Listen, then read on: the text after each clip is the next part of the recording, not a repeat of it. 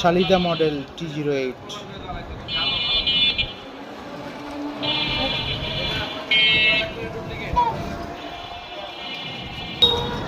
আলহামদুলিল্লাহ, সম্মানিত কাস্টমার জাহিদ হাসান সাহেব শালিদা T08 মডেলটা নিয়েছেন। প্রিমিয়াম, এক চার্জে 150 কিলোমিটার ফ্রেন্ডস। তো কাস্টমার অনুভূতি শুনবো। ভালো আছেন আপনি? আচ্ছা, ইলেকট্রিক বাইক নিলেন। আচ্ছা আচ্ছা, এখন তো তেলের অনেক ঝামেলা। প্রতিদিন কত কিলোমিটার যাতায়াত করেন?